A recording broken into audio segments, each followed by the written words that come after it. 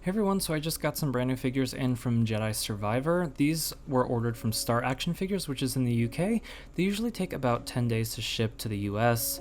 I find their shipping fees pretty fair, and if you were to get these from GameStop.com and pay $6 shipping plus tax, you're paying about the same. I got about 7 figures from them, so I think I paid about $31 for each figure.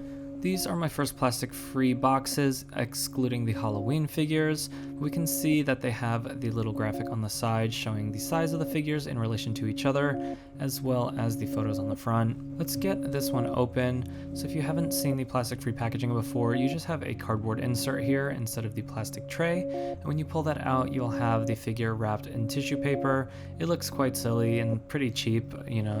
This was kind of surprising the first time that I saw it. And there's it's not as elegant in terms of getting the figure in and out of the package like you could do with the plastic boxes. I really liked being able to display my figures in the box sometimes, or just store them that way and have them be available. It's also handy to be able to look at the boxes and see which accessories are still in the box, because I like to store some extra accessories in the box, so I was thinking that that's going to be a bit of a challenge moving forward. I'll have to find another solution for that.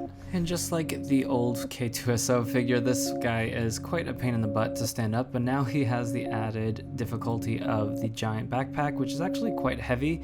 It does stick on really nicely. It is quite a sturdy fit, which will remove one minor annoyance here, but I have found that a lot of other aspects of this figure are actually pretty frustrating. If you're new here, please click that like button and subscribe if you would like to see more Black Series content. I'm always getting new figures. I'm just clipping the wires onto the arm here like it shows on the box. It's a pretty cool look to see the wires running down the arm like that. Now, one of the other frustrations with this figure is that the baton that he comes with is almost impossible to get in his hand. These are the same hands that were on the K2SO figure, which weren't meant to really hold anything, and so neither the baton nor the hands have been adapted to fit, so this was really tricky to find a way for him to keep that in his hands without it dropping, and it really limits the amount of posing you can do without bringing in some sort of adhesive to keep it in his hand, which is what I ended up having to do later.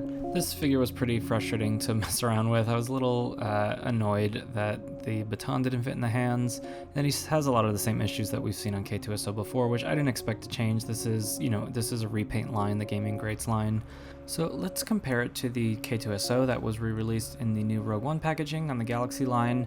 I did do some weathering on this, so it's kind of hard to do a one-to-one comparison because I did a lot of metallic weathering, but you can see that the one on the left looks a lot blacker. It looks like it has just kind of a darker undertone than the one on the right. I can't tell if that's just from my painting, but I'm pretty sure I didn't really paint over the whole thing, so it looks like it's just kind of darker to begin with. And then it's hard to tell, but it looks like some of the metallic highlights are a little brighter on the one on the left. You can see the Imperial logo is a little bit bigger, and obviously the red details there. With this character being such a repaint, it just makes sense that it looks the way it does. I think it looks actually pretty good. Let's take a look at the battle droid now. It's interesting that each one of these figures has their own version of the cardboard insert. So that one had the accessories on the bottom, and then when you slide this out, it's specially designed to fit this figure. So that's actually pretty nice to see, I guess, in the sense that, your figures are gonna not arrive damaged, but that never really happened anyway. But at least they're not just like bouncing around in the box. We've got our little tissue paper wrapper for our accessories here, which is just the backpack and the blaster for the battle droid. The paint job on these actually looks really nice. It's a nice clean paint job. The red is really nice and vibrant. It's, obviously the exact same battle droid figure that we've seen before. I'm interested to see how these feature in the game. There were no battle droids in Jedi Fallen Order, so it's cool to see these brought into the game. Also, just like slicing battle droids with a lightsaber is so nostalgic for me from growing up with the Episode 1 video games like Jedi Power Battles or the Phantom Menace game, so I'm really looking forward to getting back into that.